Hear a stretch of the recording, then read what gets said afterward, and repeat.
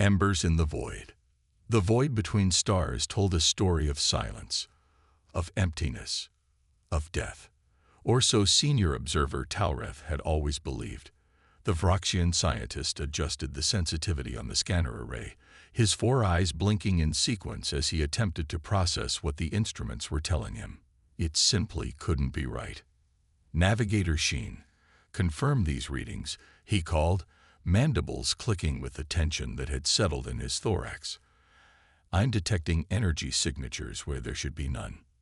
The sleek exploration vessel Distance Seeker had been charting this abandoned sector for nearly a standard cycle. The region had been deliberately avoided by most spacefaring species for centuries, a place of bad omens and worse history, the graveyard of humanity. Sheen glided across the bridge, her membranous wings folded tight against her slender frame. Confirmed, observer. Energy output consistent with fusion propulsion. Old technology, but unmistakably active. Her compound eyes reflected the soft blue glow of the display. Impossible. This system was sterilized in the Solar War. Nothing should remain operational. Talreth felt his heart clusters accelerate. Historical archives were quite specific about this region. The beings called humans had achieved impressive technological advancement for such a young species, spreading throughout their home system in a mere few centuries. But their aggression had proven their undoing. Factions called Mars and Earth had engaged in a catastrophic conflict that left nothing but debris and radiation. At least that was what everyone believed. Captain Vrex needs to see this, Talreth said. This changes everything. The massive form of Captain Vrex filled the doorway to the bridge moments later, his armored exoskeleton gleaming under the ambient lighting. The captain's sensory tendrils twitched with skepticism as he reviewed the data. How old would you estimate this signature to be? He rumbled. Talreth hesitated. That's the most perplexing aspect, Captain. The fusion drive shows signs of recent modulation, not centuries old at all. Perhaps activated within the last solar cycle. Silence fell across the bridge. The implications were staggering. Either someone was salvaging ancient human technology, or the historical record was incomplete. Take us closer, Vrex commanded, but maintain defensive posture. The histories speak clearly about human unpredictability. The Distance Seeker adjusted course, slipping through the darkness toward the energy signature. As they approached, the object came into visual range, floating against the backdrop of distant stars. Recording visual data, Sheen announced, her voice uncharacteristically subdued. The vessel was unmistakably of human design, long and cylindrical with radiator fins extending like metallic wings.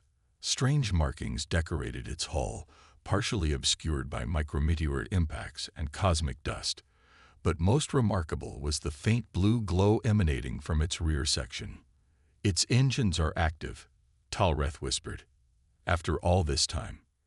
Are life signs present? Vrex demanded. Talreth ran the scans twice to be certain. Negative. No biological signatures detected, but the vessel's systems appear to be functioning autonomously. It's following a programmed course, Sheen added, analyzing the trajectory data. Not adrift at all. This ship is going somewhere. Captain Vrex's decision came swiftly. Prepare a boarding party. I want to know who programmed this ghost ship and why. The docking procedure took nearly 3 hours. The human vessel had no standard connection ports compatible with Vroxian technology, forcing the engineering team to create an improvised airlock. When the seals were finally secure, Talreth led the exploration team across the threshold. The interior was cold, near vacuum temperatures, but not the absolute zero one would expect from centuries of exposure to space. Emergency lighting cast a dim red glow across corridors designed for beings with different proportions than the Vroxians. Atmosphere trace present, reported the security officer, Krell. Minimal, but detectable. This vessel has maintained some form of environmental integrity. They moved deeper into the ship, documenting everything. The command center revealed dormant control panels that occasionally flickered with activity, as though the ship were dreaming, remembering its purpose. "Look at this," Talreth called, examining what appeared to be a data terminal. The system is still cycling through operations, running diagnostics, adjusting course parameters. Could it be an artificial intelligence? Sheen suggested, wings trembling slightly in the cold. Not according to historical records, Talreth replied. Humans never developed true AI before their extinction. This is something else. Something persistent. Captain Vrex examined a series of images displayed on one screen: planets, orbital stations, what appeared to be military installations. It's a survey vessel, he realized, recording and cataloging. But for whom? Krell asked, weapon ready despite the apparent absence of threats. Who receives this data? The answer came unexpectedly. A holographic display activated in the center of the command deck, projecting a three-dimensional map of the solar system. A pulsing light marked their current position in the outer reaches. Another light, steady and bright, marked a location deeper in the system, past the gas giants, in the asteroid belt between the fourth and fifth planets. It's transmitting, Talreth breathed, sending data to that location, where no one should be alive to receive it. Vrex finished. Further exploration revealed the ship's true nature. It wasn't merely a derelict, it was part of an automated network. Solar batteries provided minimal power, supplemented by the fusion core that activated periodically to adjust trajectory. Maintenance drones, small and efficient, emerged from hidden compartments to repair minor damage before retreating again. In the ship's data core, Talreth discovered records dating back centuries. The vessel had been launched just before the final phase of the Solar War, programmed to observe and record the aftermath. But it had never stopped. For hundreds of years, it had followed its directives, cataloging the slow shift of debris, the radiation patterns, and, most significantly, any visitors to the system. It's been watching, Talreth realized. All this time, recording everything. The question remains, for whom? Vrex's mandibles clicked in thought. The historical consensus is clear. Human civilization obliterated itself. Nothing survived the Solar War. Sheen had been analyzing the ship's navigational data. Captain, this vessel isn't simply drifting. It's on a predetermined route that takes it throughout the entire system on a repeating cycle. There are hundreds of these ships, all following different patterns, all transmitting to that central point. A surveillance network, Krell concluded, monitoring their own tomb. Or protecting something, Talreth suggested. He pointed to a sequence in the data logs. Look here.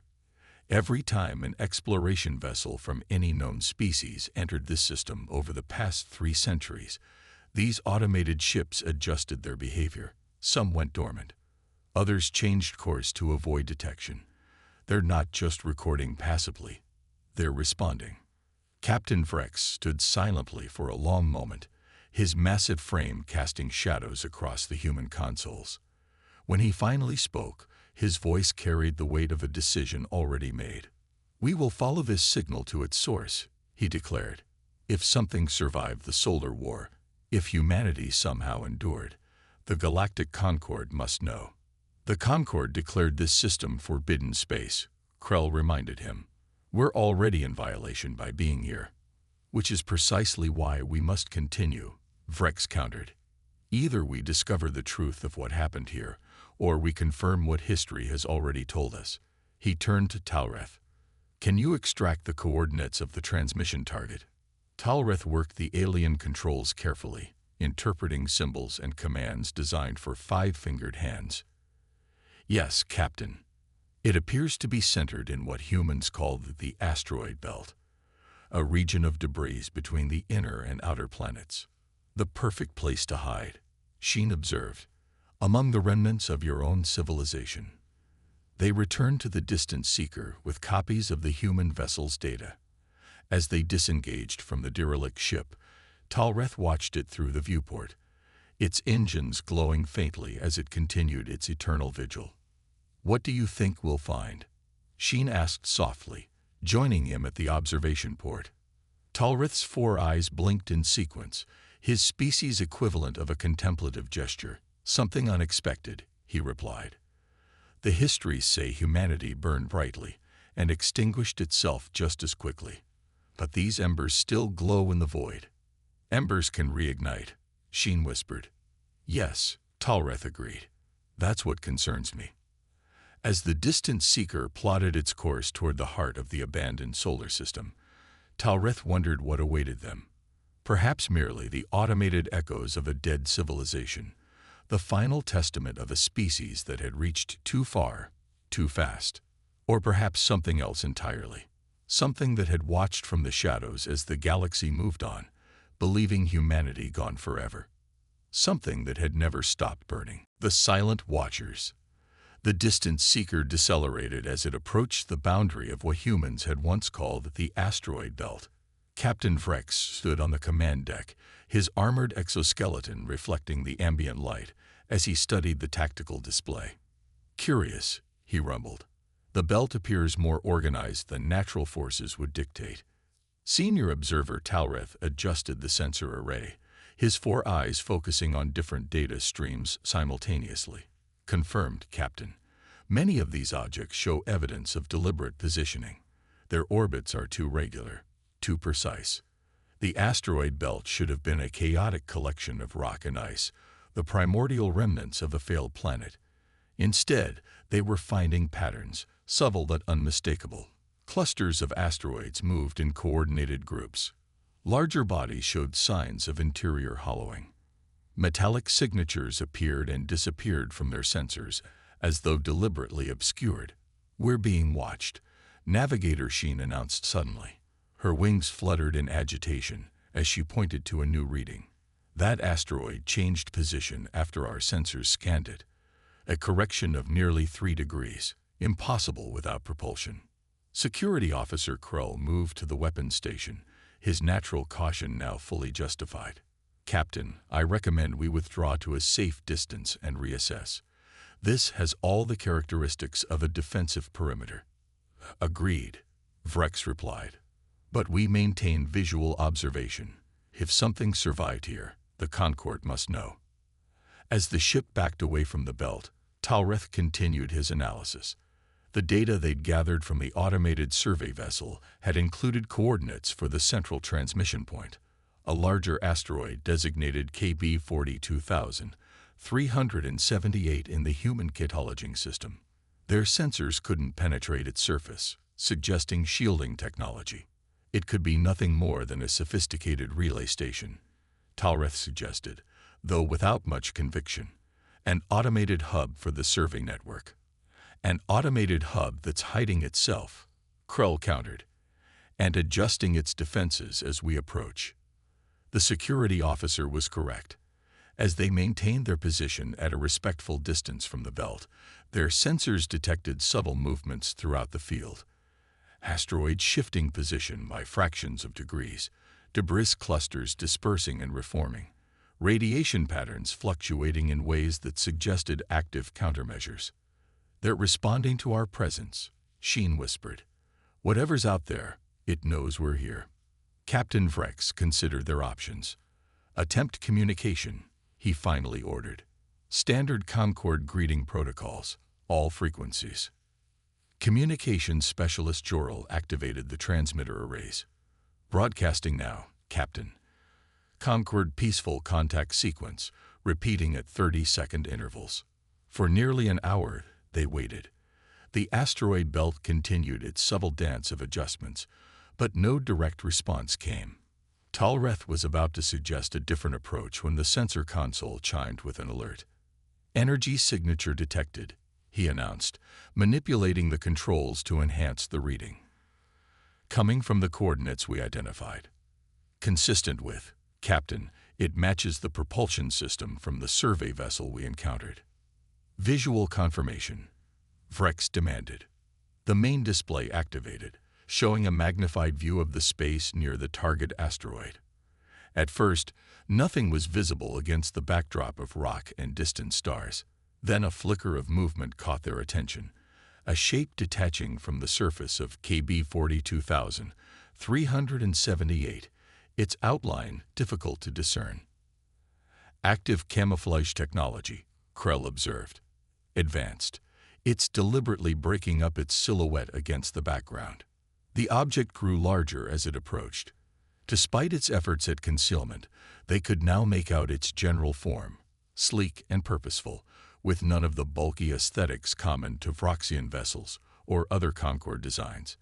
It moved with precision, adjusting its trajectory with minimal energy expenditure. "It's scanning us," Jor-El reported. "Passive sensors only, but extremely precise.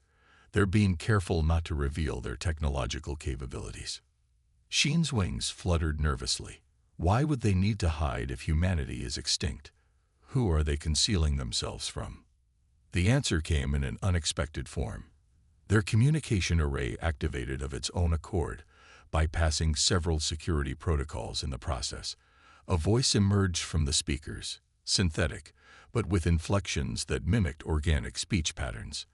"Vroxian vessel distant seeker," it said in flawless Vroxian language. "Your presence in restricted space has been noted. Identify purpose and authorization." The bridge crew exchanged glances of surprise. The voice had named their vessel without any prior exchange of information. "Responding," Jor-El said, recovering quickly. "Transmitting Concord scientific expedition credentials and peaceful intent declaration." There was a pause before the voice returned. "Your credentials are recognized, but insufficient for this sector. This system is designated Exclusion Zone Alpha under Concord Protocol Section 7, Paragraph 12. Sites of extinct civilizational self-destruction." Captain Vrex stepped forward. "This is Captain Vrex of the Distant Seeker. We are aware of the designation, but have reason to believe the historical record may be incomplete. We encountered an operational human vessel in the outer system." Another pause, longer this time. When the voice returned, it had changed subtly, less artificial, more measured. "Captain Vrex, your vessel will maintain current position. Approach without authorization will be considered hostile action." Krell's hand moved to the defense systems. "Captain, they're deploying additional assets." The tactical display showed multiple small objects detaching from various asteroids throughout the belt, moving to create a loose perimeter around the distant seeker. "Not aggressive positioning," Talreth noted, studying the pattern. "Observational. They're surrounding us to monitor, not attack." Vrex made his decision. "We maintain position as requested. Continue transmitting peaceful intent." He turned to Talreth. "Your assessment." The senior observer's four eyes blinked in sequence as he organized his thoughts. The voice used our language with perfect inflection, suggesting either advanced translation algorithms or prior study of Vroxian communication. "The vessel approaching us employs camouflage technology beyond current Concord capabilities. And most significantly, they knew our ship's designation without any prior information exchange.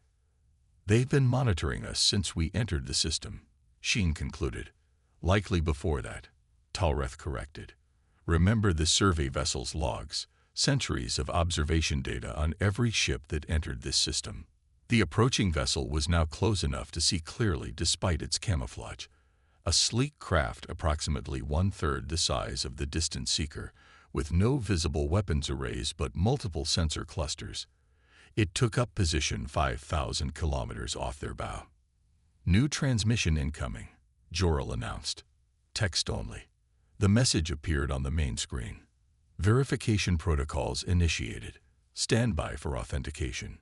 Below this cryptic statement appeared a sequence of mathematical equations, complex expressions involving multidimensional calculus and quantum field theory. "It's a test," Talreth realized. "They're assessing our technological capabilities, or our intentions," Vrex countered. "Mathematics is universal. How we approach the solution may reveal our thought processes." Talreth worked through the equations, noting their elegant structure. "These aren't random. They're describing a physical process, specifically the energy distribution patterns of a fusion containment field.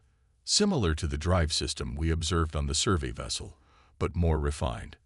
He input the solutions, aware that how he presented them might be as important as the answers themselves. He chose to include alternate approaches where possible, demonstrating flexibility of thought. The response came swiftly. Initial verification acceptable. Secondary protocol initiated. The small vessel adjusted its position slightly, and a narrow beam of energy connected it to the distant seeker, not a weapon, but a tightly focused communication link impossible to intercept. The synthetic voice returned, now speaking through this secure channel. Your vessel has been granted temporary observation status. You will be escorted to designated coordinates for further assessment. By whom? Vrex demanded. We require identification of your authority in this system. A pause. Insufficient clearance for that information at this time. Captain Vrex, your compliance is nonetheless required. Krell moved closer to the captain. This could be a trap, he warned quietly. We should withdraw while we can. If they intended hostility, they've had ample opportunity. Vrex replied. And I suspect we wouldn't have detected them at all if they didn't want us to. He addressed the communication array. We will comply with escort to the designated coordinates.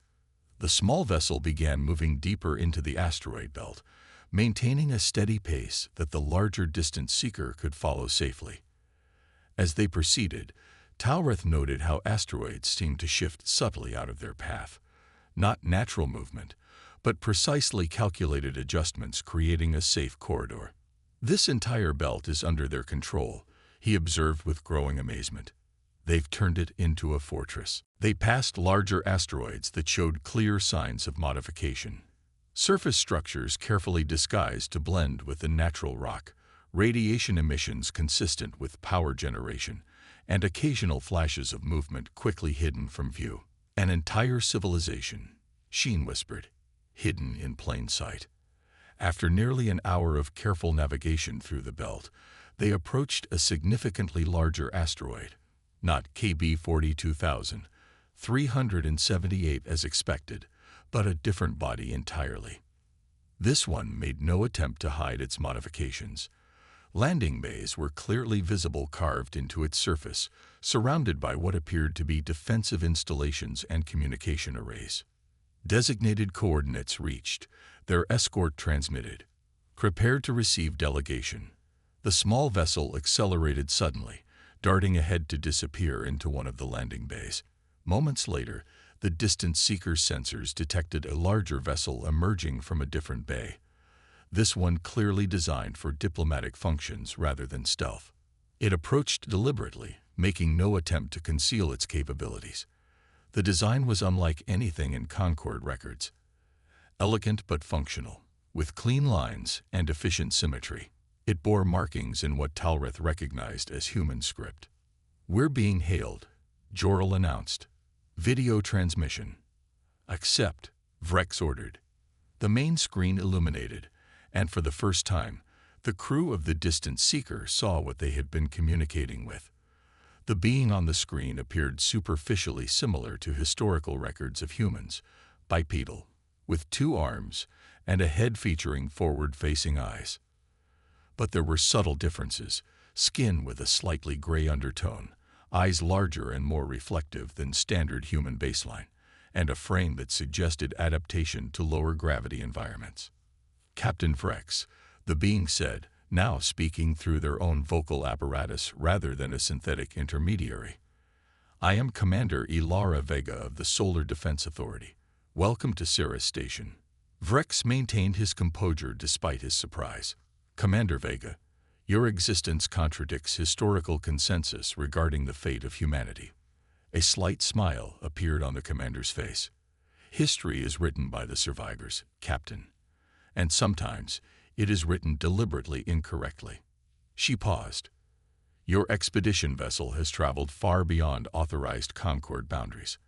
Under normal circumstances, we would have redirected you with false data and manipulated sensor readings, as we have done with previous intrusions. But not this time, Talreth observed. Why? Commander Vega's attention shifted to the senior observer. Because you found one of our survey vessels and correctly interpreted its purpose. Because you followed the evidence rather than accepting the historical narrative. And because, after centuries of isolation, the Solar Defense Council has determined it may be time for limited contact with selected Concord species. You've been watching us, Vrex stated. For how long? Since before the formation of your Concord, Vega replied matter-of-factly. Our network extends well beyond this system, though this remains our primary habitat. The implications were staggering. Humanity hadn't destroyed itself. They had gone into hiding, creating the illusion of their own extinction while maintaining a hidden civilization. You will have questions, Vega continued. Some will be answered. Others cannot be. For security reasons you may eventually understand. You are invited to dock with our diplomatic module for direct discussion. She paused. A significant honor, Captain. You are the first non-human delegation to be received here in over 300 years. As the transmission ended, Talreth found himself staring at the asteroid base with new understanding.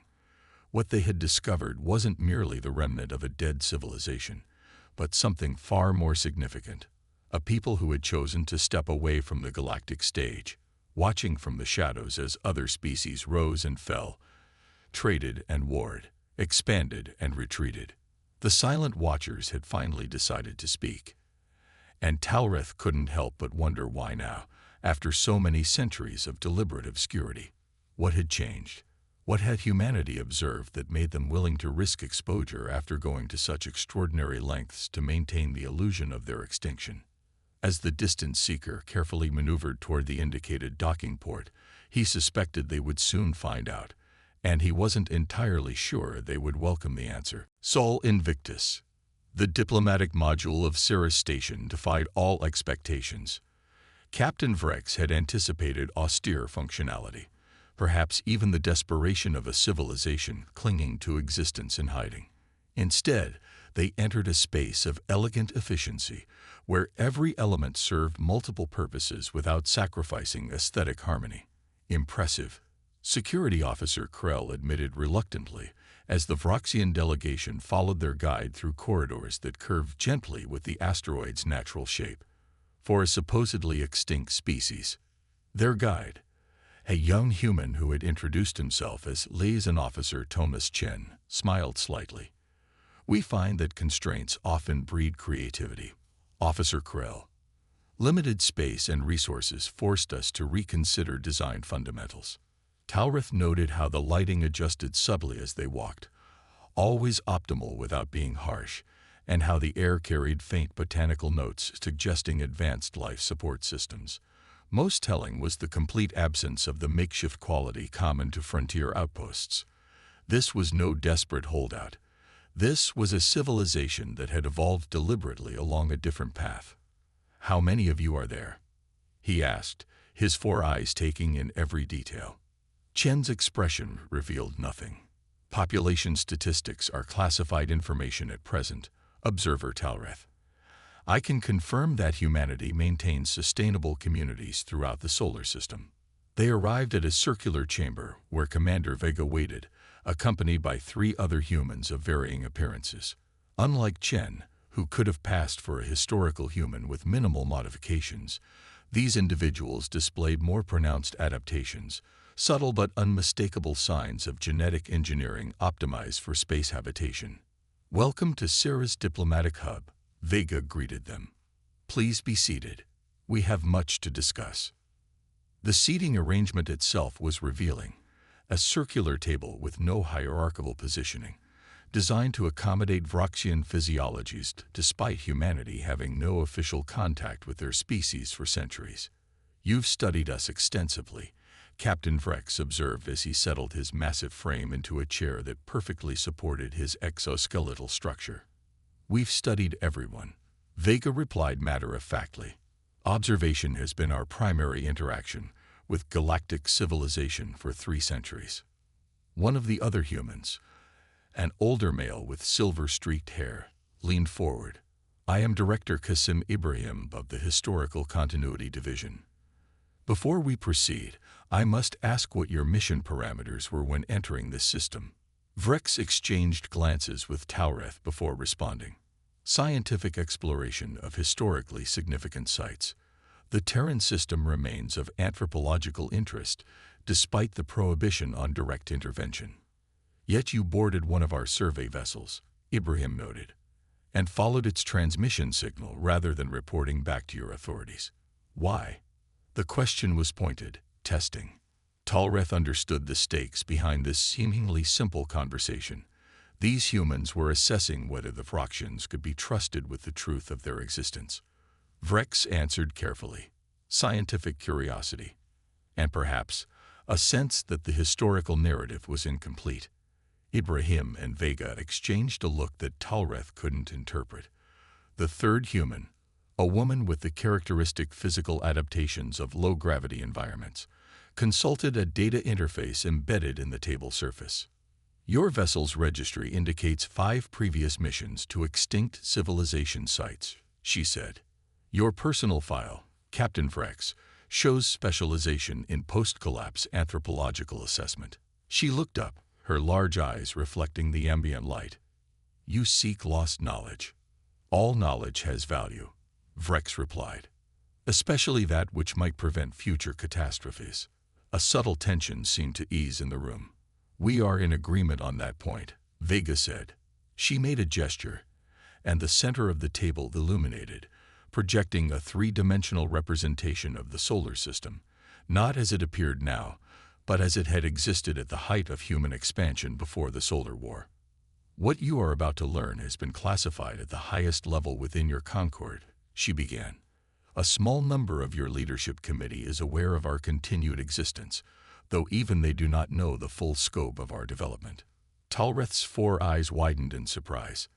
The Concord knows. Select members, Ibrahim clarified. Those necessary to maintain the fiction of our extinction, while ensuring no serious attempts at colonization of this system would be permitted. An arrangement beneficial to both parties. The holographic display shifted, showing the progression of the Solar War, Earth and Mars locked in devastating conflict, orbital installations destroyed, the moons of Jupiter and Saturn caught in the crossfire. The war was real, Vega continued. The destruction you've read about in historical accounts did occur. Billions died. Centuries of development were undone in less than a decade of conflict. Her expression hardened. But extinction was never the outcome, merely the narrative we chose to project. The display changed again, showing isolated pockets of survivors throughout the system, hidden bases on asteroids, concealed colonies in the moons of outer planets, and deep installations beneath the surfaces of Mars and Earth. As the war reached its apex, a coalition formed among civilian scientific outposts and moderate military factions. Ibrahim explained, Operation Sunset, a last-ditch effort to preserve human knowledge and genetic diversity while allowing the main powers to destroy themselves. You orchestrated your own apparent extinction, Taureth realized, the pieces falling into place. But why?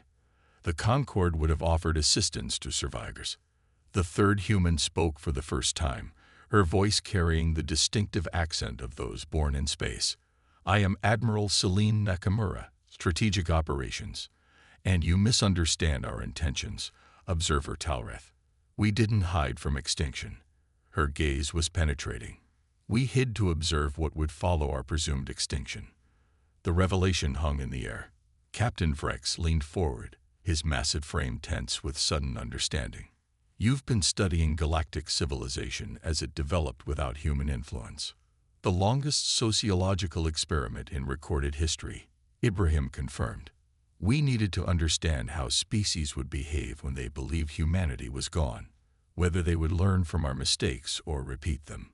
Vega manipulated the display, showing the expansion of various species into space over the centuries, the formation of the Concord, territorial disputes, technological developments, and diplomatic relations.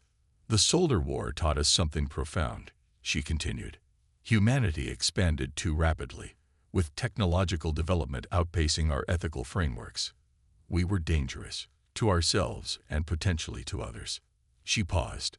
So we created a controlled environment where we could evolve differently, focusing inward rather than outward, while watching everyone else. Krell noted, his natural suspicion evident. Information is survival, Nakamura stated without apology. We maintained our observation network not just for security, but to learn from the successes and failures of others without the cost of direct experience. The implications were staggering. For centuries, humanity had been a silent witness to galactic development, studying, analyzing, and presumably advancing their own civilization based on these observations. You've been hidden all this time, Talreth said. Why reveal yourselves now? Why to us specifically? Vega exchanged glances with her colleagues before answering. 2 reasons. First, our containment protocols were becoming increasingly difficult to maintain as Concord exploration technology improved. It was only a matter of time before a more thorough investigation discovered anomalies we couldn't easily explain away. And the second reason, Vrex prompted when she hesitated. Ibrahim took over. The second reason concerned certain developments within Concord space that our observation network has been tracking. Patterns that concern us. The holographic display shifted again, showing star systems along the Concord's outer boundaries. Certain sectors were highlighted in pulsing red.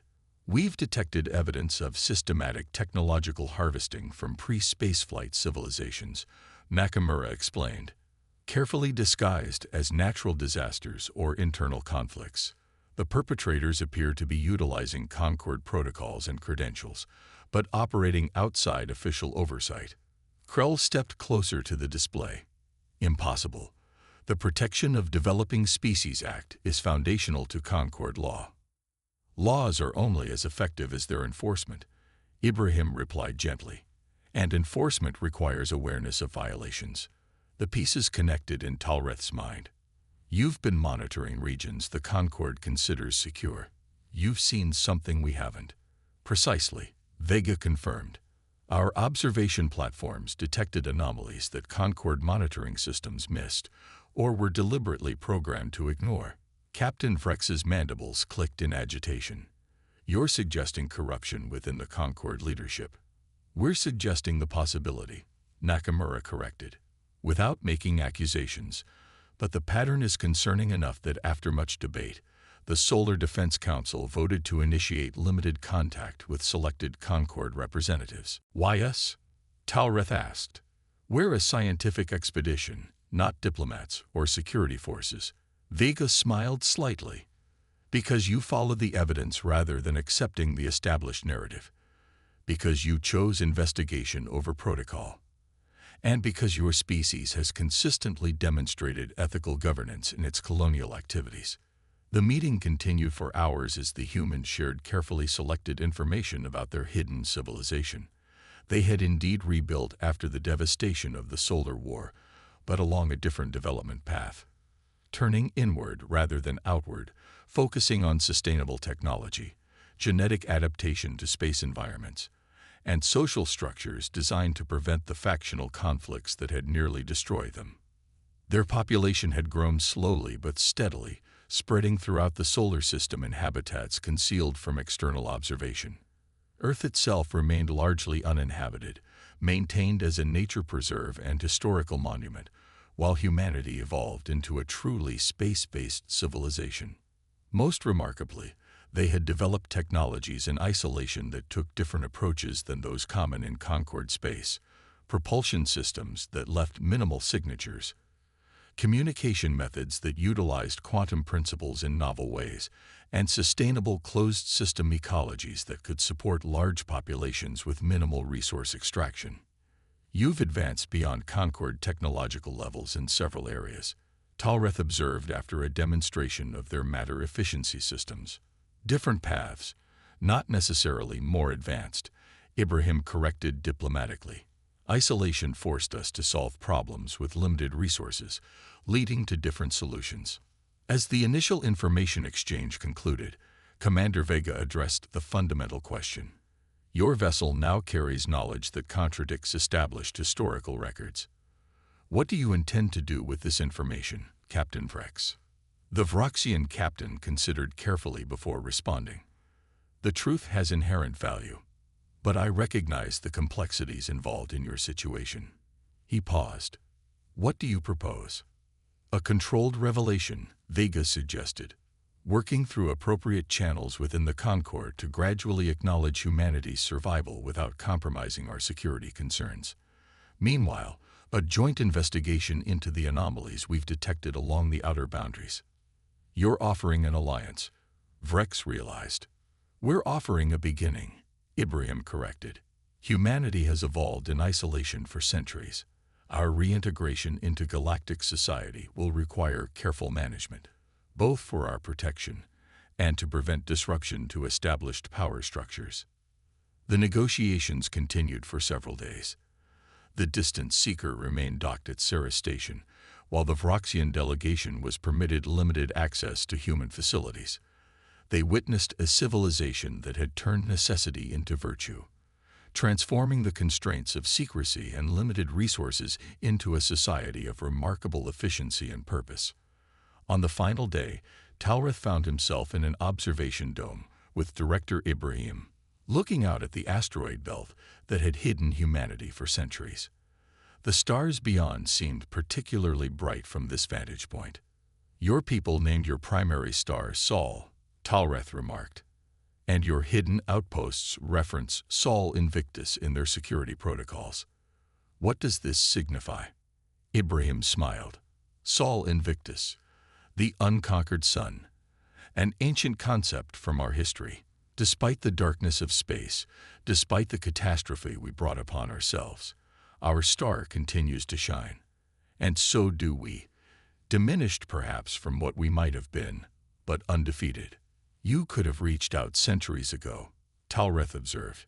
Why choose isolation for so long? After the war, we needed time to remake ourselves, Ibrahim replied. To develop a civilization that wouldn't repeat the same patterns of expansion, resource competition, and conflict. We needed to become something different before we could safely engage with others. And now we face a choice. Ibrahim gestured to the stars beyond. Continue our isolation and eventually be discovered anyway, or carefully re-establish our place in a galactic community that has evolved without us. He turned to Talreth. Your expedition may have forced our hand, but perhaps it was time. Isolation has protected us, but it has also limited us. When the distant seeker finally departed from Ceres Station, it carried not only the truth about humanity's survival, but also the framework for a controlled revelation process. Select Concord authorities would be informed first, followed by a carefully managed announcement to the wider galactic community. As they navigated out of the asteroid belt, Talreth watched the seemingly random debris field with new appreciation for its deliberate design. What had appeared chaotic was actually a masterpiece of concealment, a fortress hiding in plain sight, protecting a civilization that had chosen to step away from history rather than be consumed by it. They certainly planned for every contingency, Sheen remarked as they cleared the belt's boundary. 3 centuries of hiding, watching, learning. And now returning, Talreth added. One wonders what humanity will become now that they no longer need to hide. Captain Vrex joined them on the observation deck, his massive form silhouetted against the backdrop of stars. They called their project Sol Invictus, the Unconquered Sun, he said thoughtfully. Appropriate. They faced their own extinction and instead transformed it into rebirth. The solar system receded behind them as the distant seeker prepared for its jump to faster-than-light travel. Somewhere among those distant points of light, humanity continued its vigilant observation of the galaxy that had thought them long dead. Talreth found himself wondering how the revelation would be received across Concord space. Some would welcome humanity's return. Others would fear the disruption to established power structures. The humans themselves seemed ambivalent about rejoining galactic society, approaching the prospect with careful deliberation rather than enthusiasm. But one thing was certain. The species that had supposedly perished in the solar war had not only survived, but had forged a different path, watching, learning, and evolving in isolation. What they would become now that they stepped back into the light remained to be seen. As the stars elongated around them with the initiation of FTL travel, Talreth recalled Commander Vega's parting words. "We didn't survive by chance, Observer Talreth. We survived by choice. Remember that when others ask what humanity has become, the embers hadn't simply continued burning in humanity's absence. They had been carefully tended, deliberately preserved, a fire kept purposefully small, but never allowed to extinguish. Sol Invictus, the Unconquered Sun, a fitting emblem for a species that had transformed apparent defeat into its most profound evolution. The galaxy was about to remember what it had chosen to forget. Humanity had returned, transformed by centuries of reflection, observation, and deliberate development. And Talreth suspected the ripples of their reemergence would be felt for centuries to come. Not with the explosive expansion that had characterized their first reach for the stars, but with the careful, measured approach of those who had learned the costliest lesson in their history and survived to apply its wisdom.